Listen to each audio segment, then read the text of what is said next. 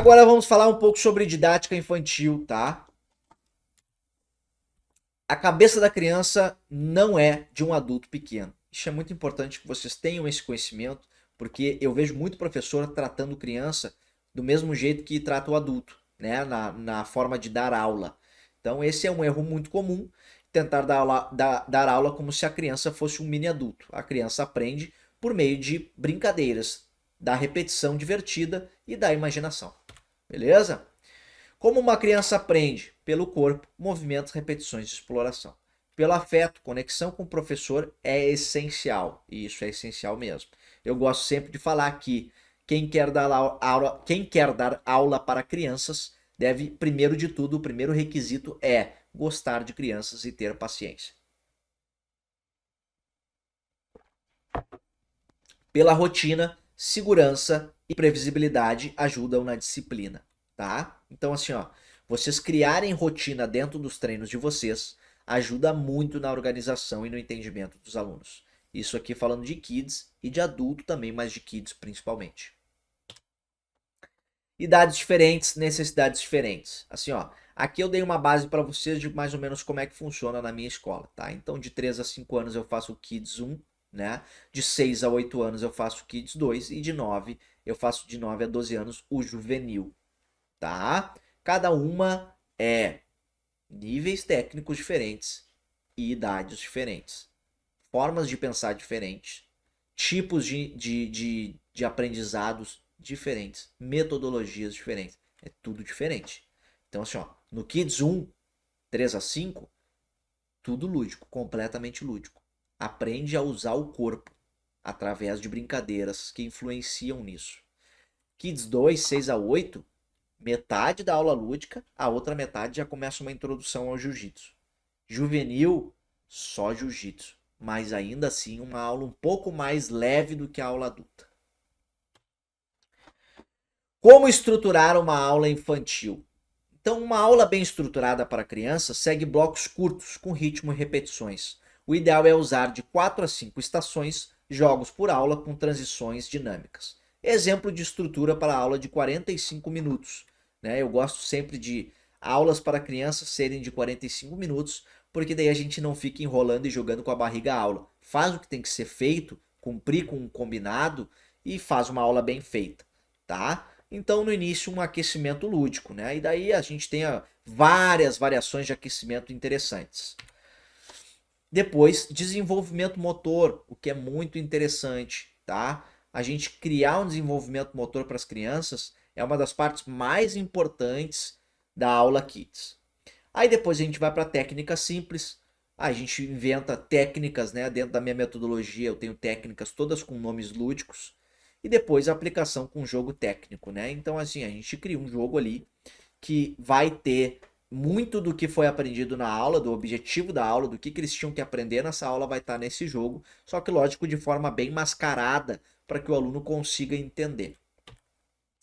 Mas, galera, o que vocês têm que entender aqui, tá? Que nós estamos falando de uma progressão técnica, né? Mais de uma vez, de vocês conseguirem planejar a aula de vocês em subestações e que vocês consigam chegar na aula com toda a segurança possível e melhor, que os alunos de vocês, a partir do conhecimento de vocês, de terem feito tudo isso, consigam aprender de forma clara, independente da idade, independente do nível.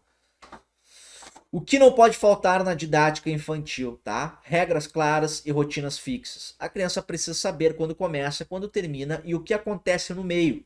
Use comandos curtos e objetivos. Formação, senta, vamos, tudo isso é super interessante para que eles já estejam com o ouvido atento em relação aos comandos que vocês vão passar. Envolvimento afetivo e postura firme. A criança precisa gostar de você e te respeitar. Isso é muito importante. Ao mesmo tempo que você dá aquele puxão de orelha, você também entrega um abraço. Ou seja, ele sabe que tu é uma pessoa firme, mas ele também sabe que tu tá fazendo aquilo porque tu quer que ele evolua, ou seja, gosta dele. Nunca grite, use tom firme e olho no olho. Então assim, ó, a gente evita gritar, beleza? A gente não faz. Eu tenho pavor de grito, de professor gritando, né? Eu acho horrível isso. acho que o professor, principalmente o faixa preta, ele tem que ter o controle emocional necessário para dar aulas. Na verdade, para ser faixa preta, tu já tem que estar com o teu controle emocional bem construído para dar aulas mais ainda. Então assim, ó, nunca grite. Melhor, use um tom firme e olho no olho. Olha dentro do olho do teu aluno e use um tom firme para que ele consiga entender que tu tá te direcionando a ele e que ele tem que entender porque tu não está de brincadeira, tá? Seja exemplo de controle e entusiasmo.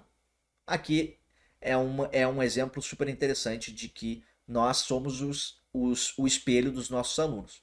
Então, se nós mostramos um bom comportamento, os nossos alunos vão se adaptar ao que nós estamos passando a eles.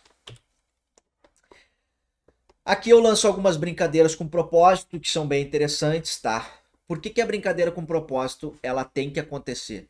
Porque se eu lanço uma brincadeira para os meus alunos que ela não tem nenhum significado na técnica do dia ou no ganho de alguma habilidade, não está valendo muito a pena. Isso aí elas fazem em qualquer lugar. Então eu preciso que meus alunos aprendam enquanto estão brincando. E para eu conseguir fazer isso, eu tenho que ter uma aula bem planejada, com brincadeiras bem planejadas. Erros que tiram alunos infantis da academia, tá? Aulas sem ritmo e sem repetição. Crianças precisam de ritmo e repetição, rotina. Elas se adaptam a isso. Se todo dia é uma coisa diferente, elas estranham e não conseguem ter um envolvimento. Professor que fala demais e mostra pouco. Seja exemplo. Fala e mostra tudo que tu cumpriu. Pouca atenção individual. Todo aluno precisa, mas principalmente os kids, eles precisam de atenção individual. Ah, mas eu tenho uma aula lá com 30 alunos. Então faz o seguinte, divide a tua aula em 2, já começa por aí. É muito aluno para uma aula só. Divide tua aula em 2 aulas diferentes e depois começa a dar atenção para cada aluno. Vai dar uma trabalheira? Vai dar uma trabalheira, mas tu é professor e tu tá ali por um propósito. Então siga com o teu propósito. Não entender que a aula precisa ser divertida, mas com ordem. Então assim, ó, a aula primeiro precisa ser bem divertida. E ela precisa ter aquela famosa bagunça controlada, né? Parece olhando de fora que tá uma bagunça, mas tá tudo na ordem que tu quer que esteja e seguindo o cronograma que tu te programou a fazer durante aquela aula. Frase para fixar: se a criança não vê sentido, ela se distrai. Se a criança não se diverte, ela desiste. Se ela se sente vista, ela fica. Então, resumindo aí muito do que nós falamos durante os minutos passados aí, tá? Gestão de aula e presença de tatame, tá? Ensinar professores a liderar uma aula com clareza, ritmo, controle e postura, transmitindo autoridade sem precisar gritar e garantindo segurança e engajamento do primeiro ao último minuto de aula. Nós vamos passar a falar disso aqui agora, o que é super interessante.